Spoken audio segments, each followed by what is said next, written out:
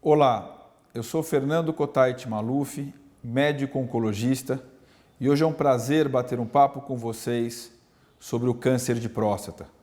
Vencer o câncer de próstata, como evitar, como tratar e como curar essa doença que é tão comum e acomete tantas pessoas no mundo e também no nosso país. Esse bate-papo vai ser baseado no livro que nós escrevemos sobre como vencer essa doença. Um livro específico sobre a prevenção e o tratamento do câncer de próstata. Nós vamos começar pela anatomia. A próstata é um órgão pequeno, do tamanho de uma noz, que se situa na pelve do homem. Como nós podemos ver nesse slide, a próstata tem próximo dela, na sua parte da frente e superior, a bexiga, na sua parte de trás, a área do reto, ou seja, ela é circundada pela bexiga e pelo reto. Perto dela também passam vasos e nervos, que vão constituir os feixes neurovasculares. Essa é uma visão de frente da região prostática. E o que nós vemos é que a próstata se divide em dois lados, o lado direito e o lado esquerdo. Nós temos a bexiga acima e do lado da próstata a vesícula seminal, que é responsável pela secreção de fluidos que fazem parte do sêmen masculino.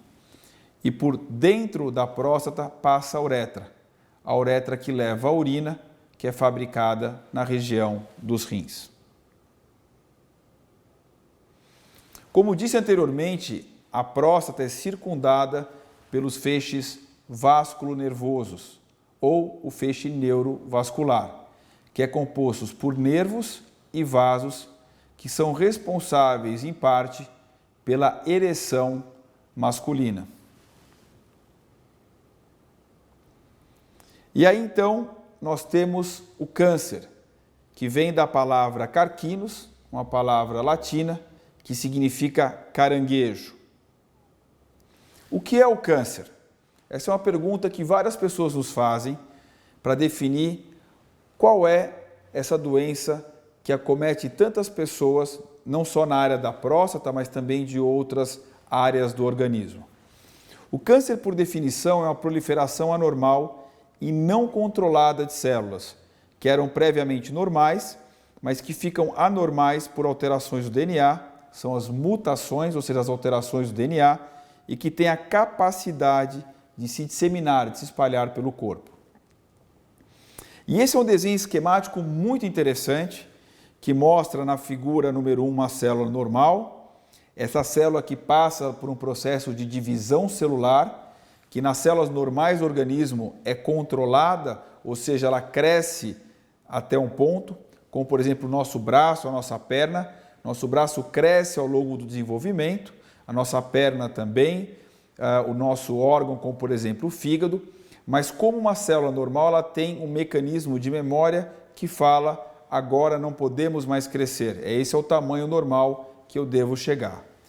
No câncer, por mutações dessas células, que eram previamente normais, essas células têm uma alteração do seu DNA e na figura 4 a gente percebe que elas começam a crescer de maneira desordenada, ou seja, sem nenhum tipo de freio. E aí na figura 5, essas células que crescem desordenadamente passam a invadir os tecidos ao redor e depois disso causar o que a gente chama de metástase, que nada mais são do que as células que adentram a circulação linfática ou sanguínea e aí propiciam focos em outros órgãos provenientes daquela célula original que se transformou numa célula maligna. Nesse desenho esquemático do câncer de próstata, como é que ele ocorre? Ele começa a partir de uma célula normal, que a partir de várias alterações no seu DNA, essas mutações vão acontecendo e ela passa por fases chamadas de células neoplásicas intraepiteliais, ou seja, células que vão se transformando, mas ainda presas por uma barreira, e até que em algum momento essas células explodem essa barreira e passam a infiltrar os tecidos ao redor e eventualmente causar o que a gente chama de metástase. Existe uma diferença muito grande dos tumores benignos e malignos. Os dois são tumores, mas são processos totalmente diferentes. É que se a gente falar que abacate é fruta, mamão é fruta, mas eles têm cores diferentes, formas diferentes, sabores diferentes. Essas são as diferenças do tumor maligno do tumor benigno. Ambos são tumores, mas são totalmente distintos, com grandes diferenças de um para o outro. Quais são as diferenças mais importantes? Os tumores benignos, eles não conseguem invadir as estruturas ao redor, ao passo que os tumores malignos, dentro daquela palavra caranguejo, ele vai infiltrando os tecidos, ele vai se enraizando pelos tecidos ao redor. O tumor benigno não causa metástase. O tumor maligno pode sim causar metástases para vários órgãos do corpo. O tumor benigno não oferece risco de vida e o tumor maligno, claro que pode oferecer risco de vida.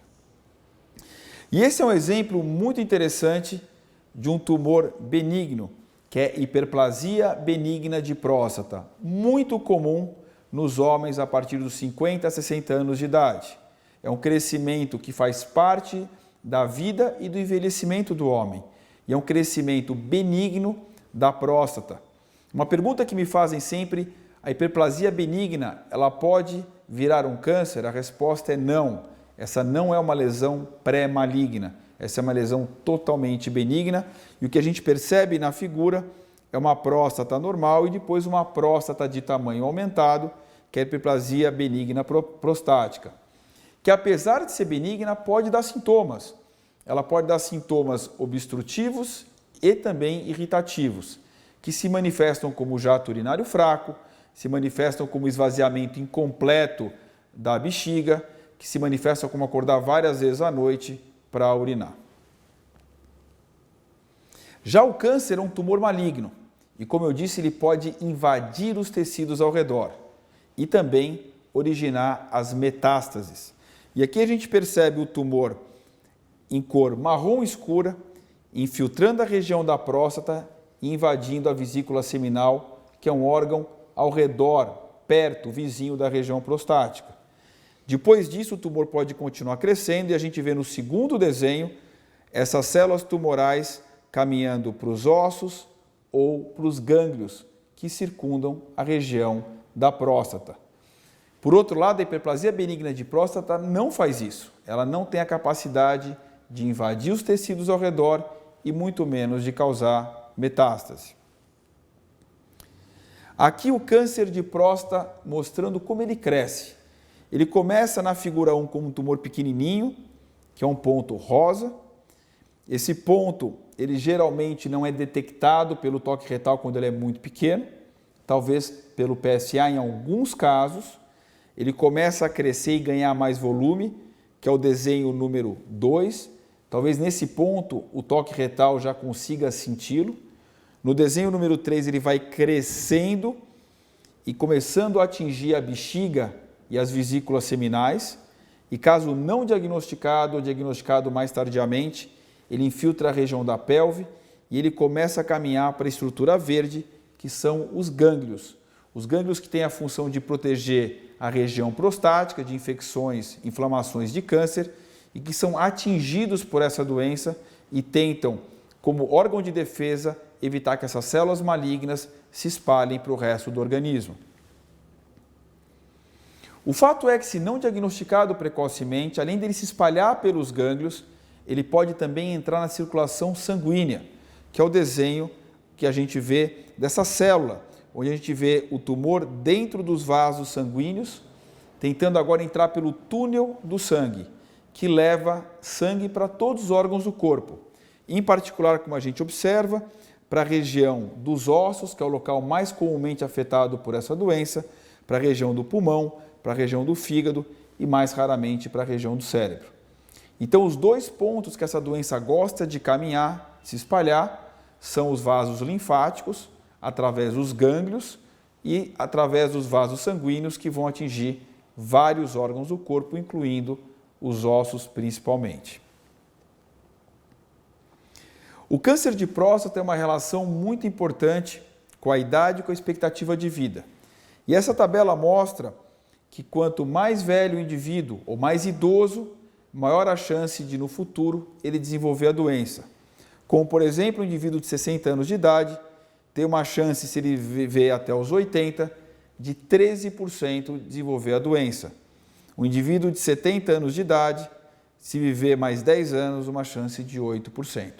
Então, a chance é proporcional à idade e à expectativa de vida, salientando que essa doença é muito incomum em pacientes abaixo de 45, 40 anos de idade. Os sintomas são de 3 tipos: os obstrutivos, os irritativos e da doença avançada. Mas é importante lembrar que a hiperplasia benigna de próstata, que é uma doença benigna, pode dar sintomas obstrutivos e irritativos iguaizinhos ao câncer de próstata. Os sintomas obstrutivos são a dificuldade para esvaziar a bexiga, a diminuição da força do jato, a micção em 2 tempos.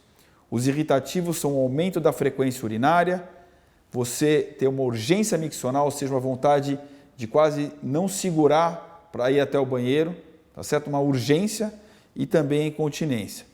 Quando a doença fica mais avançada, invade, por exemplo, a região da pelve, pode dar dor. Quando ela vai para os ossos, pode dar dor óssea.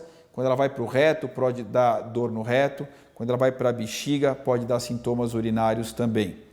Ela pode inchar as pernas por envolvimento dos gânglios, que são responsáveis não só pela defesa do nosso organismo, mas também pela drenagem, por drenar todos os fluidos que vêm da nossa perna. Então, se eles estão obstruídos, nossa perna pode inchar. Então, esses são os sintomas da doença avançada que a gente fica sempre muito mais temeroso de encontrar, porque é uma doença de prognóstico pior. E uma outra pergunta muito importante é o que causa o câncer. Eu diria para vocês que são causas genéticas e causas ambientais. Mas as causas ambientais perfazem 90% provavelmente dos tumores do corpo inteiro e também do câncer de próstata. As causas genéticas são responsáveis por 10 a 15%. Os fatores de risco mais importantes, a idade, como eu falei, a idade é um fator de risco geralmente acima dos 50 a 60 anos. É muito raro essa doença acometer indivíduos, homens abaixo dos 45 a 40 anos, exceto se uma história familiar muito rica, muito presente. O histórico familiar, a obesidade é um fator de risco para câncer de próstata, porque pacientes obesos têm na sua gordura a fabricação de uma série de substâncias que levam ao crescimento e à modificação de células normais para células tumorais. Dieta rica em gordura, em carne vermelha, como nós vamos ver, são dietas pró-câncer de próstata. E a raça, pacientes ou homens de raça negra têm mais chance de adquirir a doença. E interessante que nos pacientes de raça negra, como nos obesos, a doença não é só mais frequente, mas também ela é mais agressiva. Aqui a história familiar mostrando uma tabela muito interessante. Quando o indivíduo tem um pai com câncer de próstata, diagnosticado em idade superior a 60 anos, ele tem uma chance de 1,5 vezes a chance de ter essa doença em relação ao indivíduo que não tem um pai que já teve acometido pela doença. Por outro lado, se você tem um irmão acometido com câncer de próstata, a sua chance dobra de ter um câncer de próstata. Se você tem um pai com câncer de próstata com uma idade menor do que 60 anos, a sua chance é de 2,5 vezes de ter um câncer de próstata. Se tem um irmão com uma idade inferior a 60 anos, a chance triplica. E se você tem 2 parentes de primeiro grau, a chance quadruplica. E se você tem 3 ou mais parentes de primeiro grau, a chance quintuplica. Ou seja, não que você vai ter a doença, mas as suas chances de ter a doença no futuro, elas vão aumentando de acordo com o grau do parentesco de quem já teve a doença, da idade dessa pessoa ao diagnóstico e do número de parentes envolvidos pela doença. É importante entender, e eu explico isso em detalhes para os homens, é que se o homem ou você tiver vários fatores de risco, por exemplo, obesidade, raça negra, ser sedentário ou ter um histórico familiar, não significa que você vai ter câncer de próstata. Significa que as suas chances são maiores. Se você não tem nenhum fator de risco, uma pessoa magrinha que faz esporte, sem histórico familiar nenhum, com uma dieta adequada, não significa que você não vai ter a doença com certeza, mas significa que as suas chances são menores. E o motivo disso é que os fatores de risco, eles são como se fossem fatores estimuladores dentro do organismo que tem que ter uma tendência para desenvolver ou não desenvolver aquela doença. Ou seja, uma conjunção de fatores externos, que são muito importantes, com algum grau de predisposição para aquele indivíduo, aquele homem, por exemplo, ter câncer de próstata e, por ser obeso, eventualmente não ter um infarto, por exemplo, ou não ter diabetes. E eu explico isso em detalhes porque vamos imaginar alguém que fuma a vida inteira. Essa pessoa pode ter um câncer de pulmão. Aí um outro indivíduo que fuma a vida inteira, ela pode ter não um câncer de pulmão, mas ela pode ter um enfisema. A outra que fuma a vida inteira pode não ter um câncer de pulmão, não ter enfisema, mas ter um infarto. Ou seja, existe então um fator agressor, mas existe também uma predisposição natural para você desenvolver uma doença em relação a outra doença. Em termos de epidemiologia, é a segunda maior causa de morte por câncer no mundo inteiro envolvendo os homens. Por exemplo, nos Estados Unidos, algumas das estatísticas mostram que você tem mais de 200 mil casos por ano e mais de 27 mil mortes, né? Numa incidência de 176 casos a cada 100 mil homens. E é interessante esse mapa do mundo, mostrando que tem países, como por exemplo os Estados Unidos, que a incidência é altíssima, e lugares como o Japão e a China, que a incidência é baixíssima. E aí é importante para mostrar como é importante os fatores de risco, no caso a alimentação. A dieta dos japoneses e dos chineses é uma dieta baixa em gordura, baixa em carne vermelha. É uma dieta rica em peixe, em vegetais, em frutas. Então, essa dieta é uma dieta protetora contra o câncer de próstata, como nós vamos mostrar mais adiante. Por outro lado, a dieta do homem americano é uma dieta rica em carne, em gordura, em carboidrato. E por causa disso, essa doença é tão mais frequente.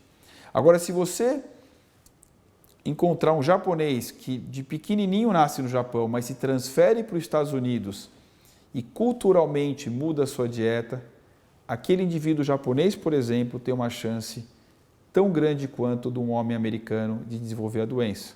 Por outro lado, se você encontrar um homem americano que ao nascimento se mude para o Japão, a chance desse homem é uma chance muito menor, se equivalendo à chance de um homem japonês que mora no Japão de desenvolver a doença. Mostrando nesse mapa como é importante a interação com os fatores ambientais e mostrando também que a genética é importante, mas os fatores ambientais são mais importantes do que os fatores genéticos.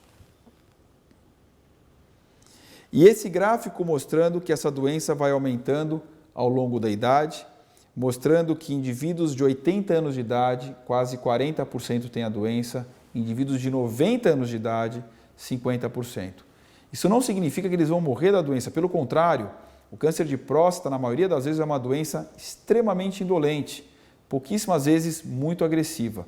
Mas esse gráfico mostra o quão comum que é o câncer de próstata entre os homens. Em termos de rastreamento e prevenção, as medidas que nós aconselhamos como médicos é que todos os indivíduos façam rastreamento através do toque retal e o PSA. O toque retal é um exame praticamente indolor, demora 7 segundos e não afeta em nada a masculinidade.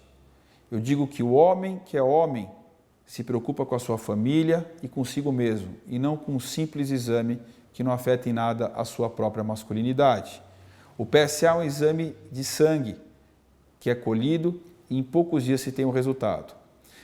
Os homens me perguntam, Fernando, e se eu fizer só o PSA é suficiente? A resposta é não, porque de cada 10 casos diagnosticados da doença, em 2 deles o diagnóstico foi através do toque, onde se percebeu uma nodulação, uma irregularidade que levou à biópsia. Então, o PSA e o toque retal se complementam, mas um exame não é suficiente para não se fazer o outro. Por outro lado, esse rastreamento e prevenção deve ser feito anualmente, a partir então dos 50 anos. Para aqueles homens que têm história familiar presente, por exemplo, um pai envolvido com a doença, um irmão envolvido com a doença, esse rastreamento anual deve começar a partir dos 40 a 45 anos de idade, outra vez anualmente, como a gente mencionou. Existem algumas medicações que podem ser usadas para prevenção, mas como a maioria das vezes essa prevenção não é tão importante, medicamentosa, e os tumores que são preveníveis são os tumores que talvez não afetassem a vida daqueles indivíduos, as prevenções medicamentosas são muito pouco utilizadas no nosso mundo de hoje. E a dieta, que eu vou mencionar mais à frente, podem ser potentes armas para evitar de desenvolver um câncer de próstata, através de medidas que eu falo que são medidas super saudáveis e que não envolvem nenhum custo adicional, como, por exemplo, medicamentos que, além do custo, podem ter efeitos colaterais. E aqui a incidência de câncer de próstata nos Estados Unidos e no Brasil. No Brasil, nós temos por volta de 60 mil casos novos por ano e aproximadamente 12 mil mortes. Nos Estados Unidos, 240 mil e aproximadamente 28 mil mortes. Proporcionalmente, morrem mais brasileiros do que americanos, e esse é um dado muito importante, e em parte o motivo disso é que os brasileiros chegam com o tumor presente ao diagnóstico muito mais avançado do que os americanos. Por quê? Porque o homem brasileiro, ele geralmente é reativo, ele procura o médico quando os sintomas e não como deveria fazer regularmente ou anualmente. Então é importante você, homem, que seja saudável, que vá ao seu médico para fazer não só a avaliação de PSA e toque retal, mas do colesterol, da pressão arterial, de outros aparelhos do corpo humano que são muito importantes, mas outra vez de maneira preventiva, não quando os sintomas aparecerem. E é por isso, dessas diferenças entre os homens americanos e os homens brasileiros, que mais homens proporcionalmente no nosso país morrem dessa doença do que os homens americanos, porque na América os tumores são diagnosticados muito pequenininhos e são muito mais curáveis.